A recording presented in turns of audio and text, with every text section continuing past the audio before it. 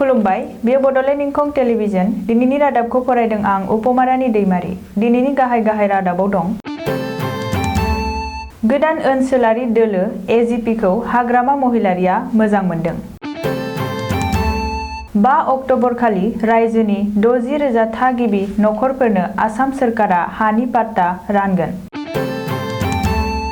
आसु एजेवाइसिपिनि हांख्रायहरनायखौ कृषक मुक्ति संग्राम समितिया 20 सेप्तेम्बरसिम नेगोन। जिएमसिएचआव सासे एमबिबिएस फरायसानि गोथै सह मोनदों। फरेस्ट बरुवाया गोजोन सावरायग्रा हानजा आलफाजों फोनांजाबगासिनो दं। एलएसीआव चीन हादरनि खायदानि गुमुरनि सोमोन्दै बुंथियो रैखाथि मन्थ्रि राजनाथ सिंहआ। दानिया आबुं रादाब। आसु आरो एजेवाइसिपिनि दैदेननायाव रायजोआव गोदान मोनसे ओनसोलारि राजखान्थि दोलो असम जातीय परिषद सुंद'यै एजिपिखौ बिटिसिनि बारग' गाहाय आरो बिपिएफनि आफादगिरि हाग्रामा महिलारिया मोजां मोनदों। एजिपिखौ बरायनानै हाग्रामा महिलारिया खौरांगिरिफोरनि सिगाङाव बुंदों दि आसामाव गोदान ओनसोलारि राजखान्थि दोलो जोनोम जानाया मोजां आरो बेखौ मोजां मोनदों। गोदान राजखान्थि दोलो जोनोम होनायाव बुंनांगौ गैया। अब्लाबो बिटिसिआव जायखिजाया राजखान्थि दोलोआनो जाहाथे बिपिएफखौ डिस्टार्ब खालामा एबा जेंनायाव खोख्लैया बेखौबो सांग्रांथि होदों हाग्रामा महिलारिया। बबेखानि बे समाव बिटिसिआव बिपिएफ दोलोआ हारसिंनो गोहोगोरा। बेनिखायनो गुबुन मोनसेबो दोलोनि मददखौ बिपिएफनो नाङा। फैबाय थानाय बिटिसि बिसायख'थियाव बिपिएफआ मोन 37 मासियाव देरहानानै बिटिसिआव ब्रैथि खेबनि थाखाय फिन सोरखार दागोन होननानै दाबि दैखांदों हाग्रामा महिलारिया। फैगौ 5 अक्ट'बर खालि आसाम सोरखारा रायजोनि 60,000 थागिबि नखरफोरनो हानि पाट्टा राननानै होगोन आरो गावबा गावनि हानि आबुं मोनथायखौ होगोन। आसाम एडमिनिस्ट्रेटिभ स्टाफ कलेजाव समबारखालि बानजायनाय आसामनि रेभिनिउ बिफाननि मोनसे जथुमायाव बाहागो लानानै गिबि मन्थ्रि सर्बानन्द सन'वालआ बे बाथ्राखौ फोसावदों। नोजोर होनो गोनांदि दासिम रायजो नाङै खमैबो 46,000 थागिबि नखरफोरनो आसाम सोरखारा हानि पाट्टा गथायखांबाय। बे हाबाफारिनि गेजेरजों आसाम सोरखारा सिगाङावनो खोथा होनाय बादि रायजोनि 1 लाखनिबो बांसिन थागिबि नखरफोरनो हानि पाट्टा राननाय खामानिया जाफुंगोन। ओरैहाय सोलिफु फाइनेन्सियेल इयारनि गेजेरावनो रायजो नाङै खमैबो 1 लाख थागिबि नखरफोरनो हानि पाट्टा राननायनि गोदान बिथांखिखौ आसाम सोरखारा लागोन होननानै गिबि मन्थ्रिया फोसावदों। बेनि अनगायैबो 24 सेप्तेम्बर खालि अरुन्धति बिथांखिनि अनसुंथाइ मोनग्राफोरनोबो साफायाव 40,000 रां अनसुंथाइ होनायखौ गिबि मन्थ्रि सर्बानन्द सन'वालआ अफिसियेलि बेखेवनानै होगोन। मख'नो गोनांदि रायजो सोरखारनि बाजेटआव फोसावखानाय बादियै गोदानै जुलि जानाय जरानो अरुन्धति बिथांखिनि जोहै 1 तला सना होगोन। आसु आरो असम जातीयताबादी युव छात्र परिषद सुंद'यै एजेवाइसिपिआ मोनसे गोदान ओनसोलारि राजखान्थि पार्टी दानो थाखाय हाबाफारि लाना सिगांनायखौ साबजानाय मोनाखै कृषक मुक्ति संग्राम समितिया। कृषक मुक्ति संग्राम समितिया दिनै मोनसे खौरांगिरि मेल खुंनानै आसु एजेवाइसिपिनि गोदान राजखान्थि पार्टी दानायनि सायाव हाबाफारि लानायखौ साबजानाय मोनै फोरमायदों। बबेखानि आसाम सरकारा रायजोफोरनि खौसेथिखौ लानानै आरो मोनसे मोन्थोरनि सिङावनो मोनसे गोदान राजखान्थि पार्टीखौ दानो थाखायसो हाबाफारि लादोंमोन होननानै फोरमायथिनायजों लोगोसे आसु एजेवाइसिपिनि गोदान राजखान्थि पार्टीआव कृषक मुक्ति संग्राम समितिखौ लोब्बायारि लाफायैनि केएमएसएसआ दुखु मोननाय फोरमायदों। बबेखानि जोंनि सिरि थानायखौ लोरबां दासान बायदि बायदि बाथ्रा बुंना जोंनि जुक्तिखौ नेवसिनो दा नाजा होननानैबो दिनैनि खौरांगिरि मेलनि गेजेरजों कृषक मुक्ति संग्राम समितिया हुमखि होदों। आसु आरो एजेवाइसिपिआ लानाय बे बिथांखि आरो हाबाफारिया बिजेपिखौसो सुखि खालामदों होननानैबो केएमएसएसनि दैदेनगिरिफोरा खौरांगिरि मेलाव दाबि दैखांदों। थांनाय हराव गुवाहाटी मेडिकेल कलेज देहा फाहामसालिनि हस्टेलाव सासे फरायसानि गोथै सह बोखांनो हादों। जिएमसिएचनि हस्टेलाव जिउ गैयै थासारियाव बोखांनो हानाय एमबिबिएस फरायसाखौ निमसिं पानमे होननानै मोनथिनो मोननाय जादों। मिथिनो मोननाय बादिब्ला दिमा हासाव जिल्लानि बेन्दोंआव थानाय माहुर ओनसोलनि निमसिं पानमेआ गुवाहाटी मेडिकेल कलेज देहा फाहामसालियाव एमबिबिएस नैथि बोसोरनि सासे फरायसामोन। बबेखानि बियो 4 नम्बर बयज हस्टेलाव गिबि खोलोबनि फ्ल'रनि 113 नम्बर खथायाव थायोमोन आरो निमसिं पानमेखौ गावनि खथा सिङावनो जिउ गैयै हालोदाव बोखांनो हायो।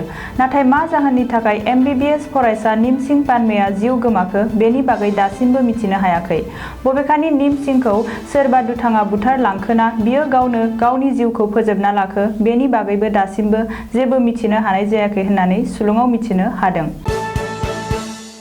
United liberation front of Assam independent एबा आलफां उदांनि गाहाय परेश बरुवाया आथिखालाव सोरखारजों गोजोन सावरायनायाव बाहागो लानाय आलफानि गोजौ थाखोनि दैदेनगिरिफोरजों लोगोसे फोनांजाबगासिनो दं होननानै मिथिनो हानाय जादों। रिपर्टनि बायदिब्ला आसामनि आथिखालनि थासारिफोरखौ खौरां लानो थाखाय आलफा उदांनि गाहाय परेश बरुवाया प्रटक आलफानि दैदेनगिरिफोरजों सानफ्रामबो फोनांजाबगासिनो दं। बबेखानि बे समाव परेश बरुवाया चीन हादराव खारखुमानानै दं होननानैबो सन्देह खालामदों। सुलुङाव फोरमायथिनाय बादिब्ला म्यानमार आर्मिया सा-सानजा भारतनि थिउरिया आफादफोरनि हेंथायै अपारेसन खालामनायाव आलफां उदांआबो गावसिनि गाहाय मावख'खौ थेर-बेथेर खालामजानायनि उनाव आलफा उदांआ म्यानमारनिफ्राय खारलांना चीनआव बादा बानायना थाहैदों होननानै सन्देह खालामदों। भारत आरो चीन हादरनि गेजेरनि सिमनायारि जेंनाखौ लानानै दाङाबाजि सोमजिनाया दासिमबो सुग्लायनायनि लामायाव फैयाखै। फारसेथिं चीन हादरा गावसोरनि आखुखौ सुद्रायनो नागिराखै। थिग बेबादि समावनो राजनाथ सिंहआ चीन हादरनि बुंथिगिरि जेन विंफेनखौ मस्क'आव लोगो हमो आरो लोगोसेनो एक्सटार्नेल एफेयार्स मिनिस्टार एस जयशंकर आरो चीन फरेन मिनिस्टार वां यीखौबो लोगो हमो। बिसोर बेबादि लोगो हमलायनायनि गेजेरजों भारत आरो चीन हादरनि सिमनायारि दाङाबाजिखौ लानानै मा सावरायखो बेनि सोमोन्दैनो राजनाथ सिंहआ दिनै पार्लियामेन्टआव बे दाङाबाजिनि सिङाव थानाय गुमुरनि सोमोन्दै दिनै बेलासिनि 3 रिंगायाव पार्लियामेन्ट नब्लाङाव जानाय सावरायमा मेलाव फोरमायो। दानिया बोथोरनि खौरां। गाबोन बुधबार खालिनि बड'लेण्डनि बोथोर। भारतनि बोथोर बिगियानख'नि सुलुं बादियै गाबोन बुधबार 16 सेप्तेम्बर खालि बड'लेण्ड हालामनि अख्राङाव दोमैलुनायजों लोगोसे अखा हानायनि इसारा दं।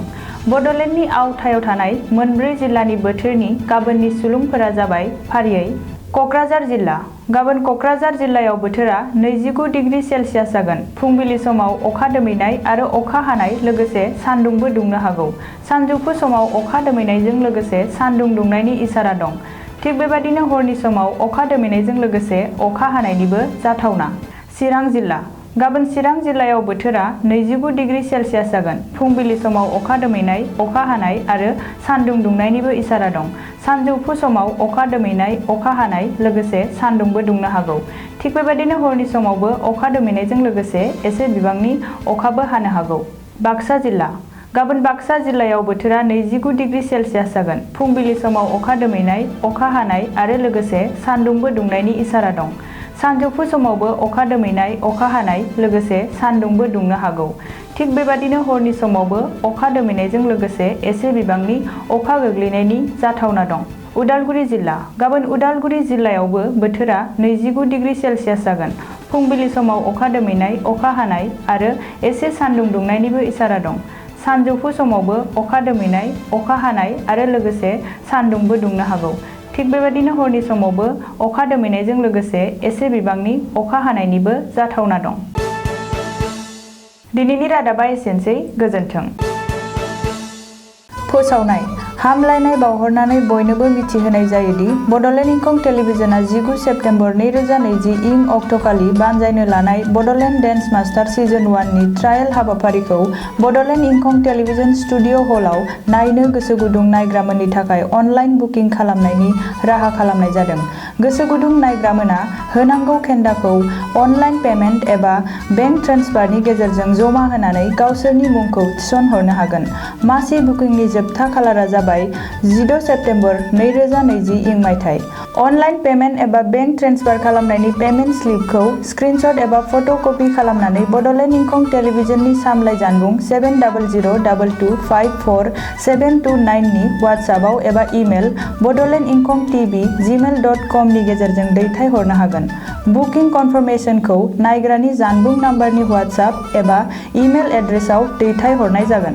अनलाइन पेमेन्टनि गेटवेआ जाबाय www.bodolendinkongtelevision.com आरो अनलाइन बेंक ट्रेन्सफारनि गेजेरजों बुकिं खालामनायनि थाखाय खेन्दा जमा होनायनि एकाउन्ट नाम्बारा जाबाय एकाउन्टनि मुं Bodoland Inkhong television bank Axis bank branch बिजनि account number 91900862273330 IFSC code UTIB 0003874 खालामदो बुकिं आरो नायफैदो बड'लेण्ड इंखं टेलिभिजननि स्टुडिअ' हलाव Bodoland dance master season 1 trial हाबाफारि।